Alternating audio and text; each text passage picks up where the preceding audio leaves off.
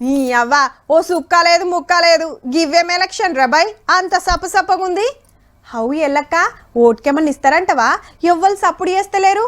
మొన్న మండలం మీటింగ్ అవుతుంది రమ్మంటే పోయినా ఓష్ని పాడుగాను 10 రూపాయలు సుతయ్యలేదంటే ఆల్లో ఇల్లో పైసలు ఇస్తారు మంచిగా 2-3 చీరలు కొనుక్కుందామంటే ఏది ఎవరు ఏకాని ఇస్తలే లేరు. మొన్న ఎమ్మెల్యే ఓట్లప్పుడే మంచిగుండే ఇప్పుడైతే ఓట్ల లెక్కనే అనిపిస్తలేదు అని చాలా మంది ఫీల్ అవుతురట. కానీ ఈ వార్త చూస్తే గప్పుడు ఇదే కరెక్ట్ అంటారు పక్క.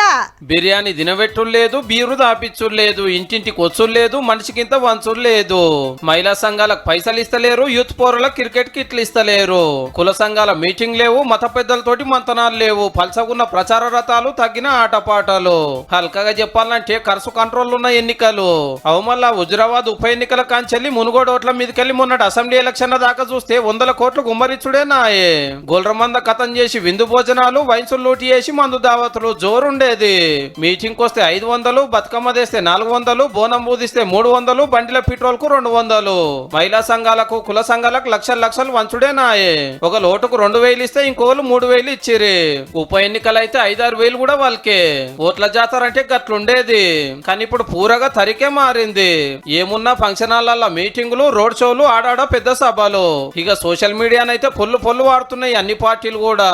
5 నెలల కిందట జరిగిన అసెంబ్లీ ఎలక్షన్లకు ఈ ఎలక్షన్లకు చూస్తే సగానికి సగం ఖర్చు తగ్గింది. అంతేకాదు సొల్లు పురాణాలు, ఉత్తర ఉపన్యాసాలు, దిక్కుమాల్య మాటలు బంద్ చేసి రాజ్యాంగం, రిజర్వేషన్లు, కులగణన, దేశ రక్షణ హామీలు, పబ్లిక్ తిప్పల చుట్టూ ప్రచారం నడుచుడే తారీఫ్ చేయవలసిన ముచ్చట.